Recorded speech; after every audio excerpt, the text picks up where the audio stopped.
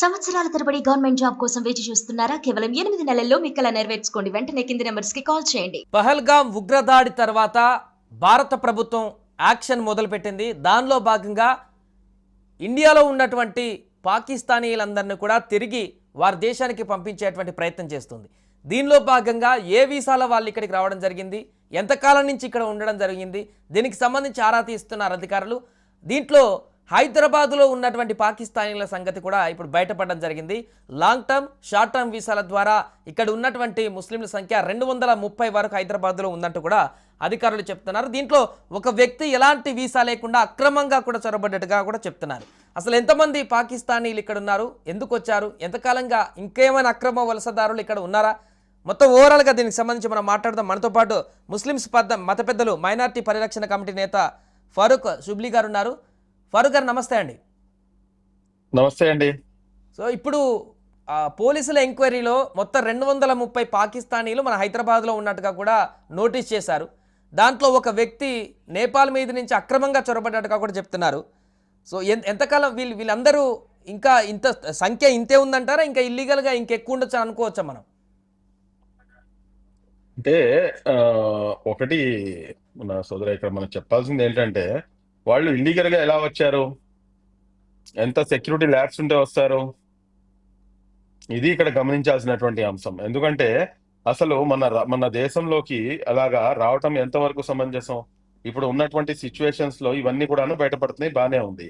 కానీ ఏ రకంగా మనం సమర్థించగలం చెప్పండి? 100% దేశం యొక్క సెక్యూరిటీ అంశం వస్తే కనుక అందులో ఎవరైనా కానీ ఒకటే, వాళ్ళు ఏ రకంగా వచ్చారు, ఎలా వచ్చారు, ఎవరు సహకరించారు, అన్ని విషయాలు కూడాను బయటికి రావాల్సినటువంటి అంశం ఉంది.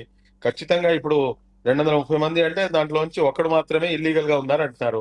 ఆ ఇల్లీగల్ గా అతను ఎలా వచ్చాడు ఏంటి అనేది మనం ఎంక్వైరీలోనే బయటపడుతుంది అది ఖచ్చితంగా.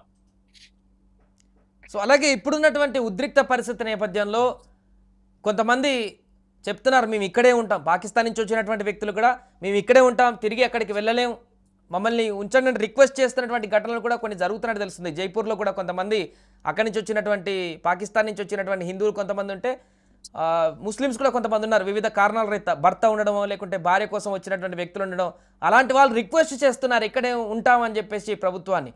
ఎలా చూడొచ్చు అంటారు దీన్ని?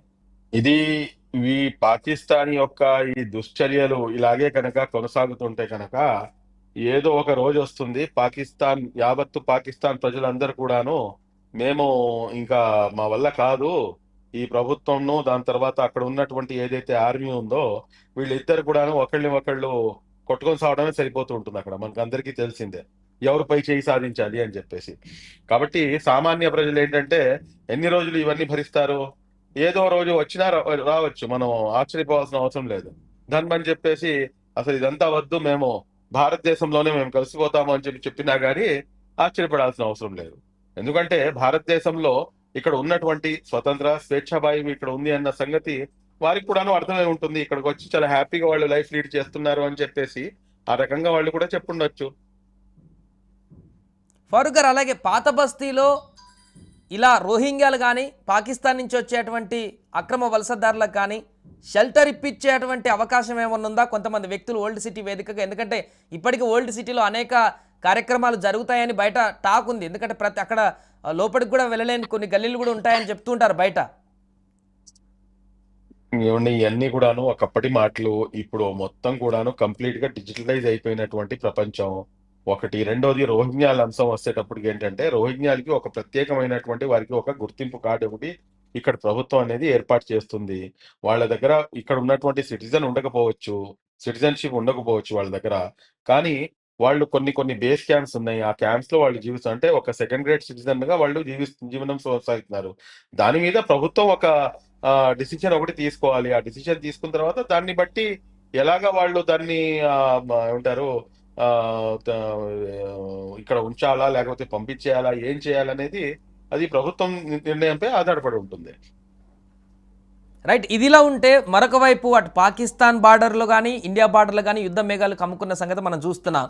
స్టిల్ ఇప్పటికీ అక్కడ ఉన్న మంత్రులు కానీ, నిన్న పీపీపీ పార్టీకి సంబంధించిన బిల్వాలు భుట్టో కానీ అణుబాంబులు మా దగ్గర 130 ఉన్నాయి, భారత్ అంత చూస్తాం అని ఒకరు, ఇంకొకరు నెత్తురు బారిస్తాం సింధు నదిలో అని ఇంకొకరు రకరకాల ప్రేరేపణలు ఇంకా పేలుతున్నటువంటి పరిస్థితి. పిచ్చి కుక్క కరిస్తే ఎలా ఉంటుందండి పరిస్థితి, అలాగే ఉంది పాకిస్తాన్ పరిస్థితి.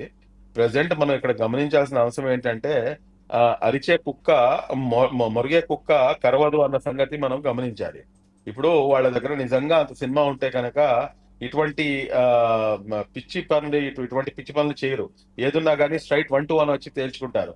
కానీ అక్కడ ఉన్నటువంటి జనాభాతో పోల్చుకుంటే కనుక భారతదేశంలో ఉన్నటువంటి ముస్లింల జనాభా దానికన్నా ఎక్కువ. కాబట్టి వాళ్ళు ఏంటంటే ఏదో విధంగా ప్రజలుకి డిఫరెంట్ గా ఏదో ఒకటి చెప్పాలి, ఏదో ఒకటి చేయాలి అని చెప్పేసి ఒక ప్రగల్భాలకు పోతున్నారు అంతే తప్పించి వాళ్ళ దగ్గర అంత సినిమా లేదు. వాళ్ళు చేసినటువంటి పన్నాగం ఏంటంటే ఏదో విధంగా ముస్లిం సమాజాన్ని విడదీయాలి, ముస్లిం సమాజం మరియు హిందూ సమాజం మధ్యలో ఒక అగాధాన్ని సృష్టించి ఒక మైండ్ గేమ్ ఆడాలి అన్న దాంట్లో పాకిస్తాన్ పూర్తిగా ఆ దిశగా అడుగులు వేస్తుంది అంతే తప్పించి మాతో భారతదేశంతో ఫైట్ చేసేంత సినిమా అయితే పాకిస్తాన్ కి లేదు అన్న సంగతి గతంలో కూడా ప్రూవ్ అయింది. ఇప్పుడు ఉన్న పరిస్థితుల్లో కూడాను అదే జరుగుతుంది. ఇప్పుడు మన భారతదేశం యొక్క స్ట్రెంగ్త్ ఏంటి అనేది ప్రపంచ దేశాలన్నిటికీ కూడా తెలుసు. కాబట్టి పాకిస్తాన్ ఏంటంటే ఏదో విధంగా జస్ట్ ఒక నర్మగర్భంగా వాళ్ళు ఇటువంటి డైలాగ్స్ వేస్తూ సమయాన్ని గడుపుతూ వెళ్తున్నారు అంతే తప్పించి దే కాంట్ డూ ఎనీథింగ్.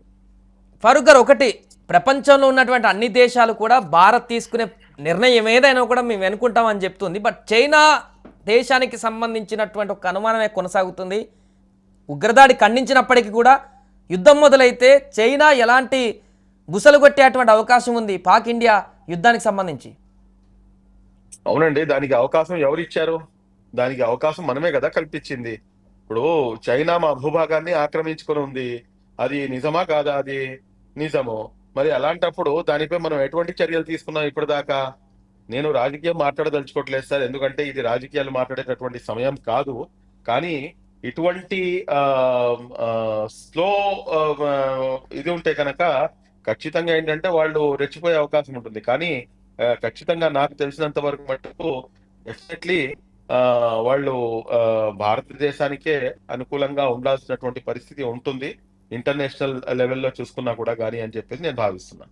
ఇప్పుడు ఈ ఉగ్రదాడికి సంబంధించి ఫారూక్ గారు దీన్ని అడ్వాంటేజ్గా తీసుకొని కొంతమంది మన ఇండియాలో ఉన్నటువంటి వ్యక్తులే ఇదొక మన దగ్గర ఉన్నటువంటి హిందూ ముస్లింల మధ్య వార్ అనేటువంటి విధంగా కూడా కొంతమంది క్రియేట్ చేసి పోస్టులు పెడుతున్నటువంటి సందర్భం నెలకొంటుంది. అక్కడ చాలామంది మీలాంటి వాళ్ళు ఖండిస్తున్నారు, ఈ దాడికి సంబంధించి వాళ్ళని శిక్షించాలని చెప్తున్నారు.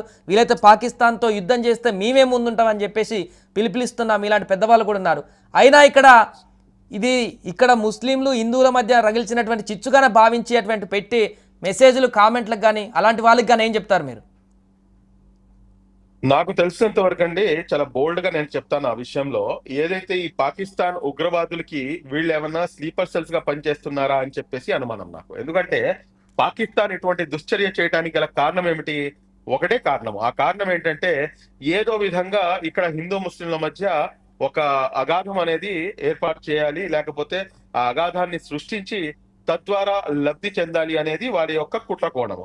ఈ రోజు భారతదేశంలో అందరం కూడాను కుల మతాలకు అతీతంగా, విధంగా పార్టీలకు అతీతంగా, అదే విధంగా మాకు ఉన్నటువంటి భిన్నాభిప్రాయాలకు అతీతంగా వీఆర్ ఇండియన్స్ అన్న నినాదంతో మనం ముందుకు నుంచోవాల్సినటువంటి అవసరం ఉంది. ఈ రోజున అవన్నీ కూడా వదిలివేసి ఇదంతా ఏదో ముస్లింలే చేస్తున్నారు, పాకిస్తాన్ లో చేసినటువంటి ముస్లిం ఎవడో ఏదో అక్కడ చేసినటువంటి పనికి భారతదేశంలో ఉన్నటువంటి ముస్లింలకి మీరు ఆపాదిస్తే అది ఎంతవరకు సమంజసం? ఈ రోజున మీరు ఎవరైతే ఈ ఉగ్రదాడిలో ప్రాణాలు కోల్పోయారో 26 మంది, వారు సైతం కూడాను ముందుకు వచ్చి వాళ్ళు మాట్లాడుతున్నటువంటి అంశం ఏంటంటే వాళ్ళైతే మతం ఆడికి మమ్మల్ని చెప్పారు, కానీ అక్కడ ఉన్నటువంటి ముస్లింలు ఎవరైతే ఉన్నారో వారు పూర్తిగా మాకు సహకరించారు. మేము వెళ్తుంటే మమ్మల్ని హత్తుకొని ఏడ్చారు, మమ్మల్ని చేతులు జోడించి ప్రాధేయపడ్డారు. మేము అలాంటి వాళ్ళం కాదండి, మమ్మల్ని ఆ దృష్టిలో చూడమాకండి అని చెప్పేసి. అంతేకాకుండా మీరు చూసుకుంటే కనుక బీజేపీ లీడర్ ఏది మన ఛత్తీస్గఢ్కి చెందినటువంటి బీజేపీ లీడర్, అతను పెట్టినటువంటి పోస్టింగ్ ఏంటి, అతని భార్య పెట్టినటువంటి పోస్టింగ్ ఏంటి, చాలా స్పష్టంగా కళ్ళ ముందు కనిపిస్తుంది. ఇవన్నీ కూడా వదిలివేసి ఈ రోజు ఈ రకంగా వీళ్ళు మాట్లాడుతున్నారంటే కనుక దీని వెనకాల ఎటువంటి కుట్ర దాగి ఉంది అనేది కూడాను మనం గమనించాల్సినటువంటి అవసరం ఉంది. ఇక్కడ మీరు చూసుకుంటే కనుక నజాకత్, ఇతని పేరు నజాకత్ అండి. ఎవరు ఇతను? ఒక గైడ్ గా పనిచేశాడు, 11 మంది ప్రాణాలను కాపాడాడు. ఈ నజాకత్ చేసినటువంటి పనికి బీజేపీ లీడర్ కి అతనికి 3 సంవత్సరాలు పిల్లోడు. ఆ వీడియో కూడాను వైరల్ అవుతుంది. ఆ వీడియో కూడా నేను మీకు షేర్ చేస్తాను. ఆ చిన్న పిల్లవాడు నజాకత్ నజాకత్ అని చెప్పేసి వచ్చి రాని మాటలతో అతను మాట్లాడుతుంటే, ఆ బీజేపీ లీడర్ అయినటువంటి అతను, ఆ 30-35 సంవత్సరాలు ఉంటాయి ఆయనకి, అతనికి చెప్తున్నటువంటి మాట ఏంటంటే, నజాకత్ అని చెప్పి పిలవకూడదు అన్న, నజాకత్ చాచా అని చెప్పి పిలు, బాబాయ్ అని చెప్పి పిలు నువ్వు అని చెప్పేసి హితబోధ చేస్తుంటాడు. ఆ వీడియోలో స్పష్టంగా కనిపిస్తుంది. ఇక్కడికి వాళ్ళు తిరిగి వచ్చేసిన తర్వాత వాళ్ళు పెట్టినటువంటి పోస్టింగ్ చాలా స్పష్టంగా ఉంది. ఈ రోజున మన అన్ని సోషల్ మీడియా బీజేపీ, లిటరల్లీ బీజేపీకి వాళ్ళు ఉన్నటువంటి నాయకులు వాళ్ళు మాట్లాడుతున్నటువంటి మాట ఏమిటి? మా జీవితాలు మొత్తం కూడాను మీకు రుణపడిపోయినాయి అని చెప్పేసి. ఫైనల్ గా ఆర్టికల్ 370 తీసివేసిన ఒకటి ఫారూక్ గారు, ఇప్పుడు నిన్న రీసెంట్గా పాక్ ప్రధాని షహబాజ్ అంతర్జాతీయ విచారణ కమిటీ ఏదైనా ఇస్తే దాన్ని కోఆపరేట్ చేయడానికి సిద్ధంగా ఉన్నాం. అలాగే అటు టీఆర్ఎఫ్ అనేటువంటి సంస్థ కూడా మొదట మేమే ఈ దాడులు పాల్పడ్డాం అని చెప్పి ఇప్పుడు మళ్ళీ వెనకడుగు వేస్తున్నటువంటి సందర్భం, యూటర్న్ తీసుకున్నటువంటి సందర్భాలు ఈ 2 అంశాలను చూస్తున్నాం.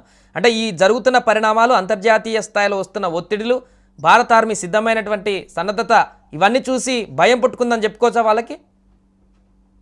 ఎనీ డౌట్ అండి? 100%. ఎందుకంటే వాళ్ళ యొక్క పరిస్థితి, వాళ్ళు ఎక్స్ప్లెనేషన్ ఇచ్చుకునే పరిస్థితిలోకి దిగజారిపోయారు. కాబట్టి దీన్నైతే మనం క్షమించకూడదండి. ఈ మూమెంట్ ని ఖచ్చితంగా ఎన్క్యాప్ చేయాల్సినటువంటి అవసరం ఉంది. మొత్తం భారతదేశం ఒక కుటుంబం మాదిరిగా ఈ రోజు ప్రధానమంత్రి నరేంద్ర మోదీ గారికి వెన్నంటూ ఉన్నాము.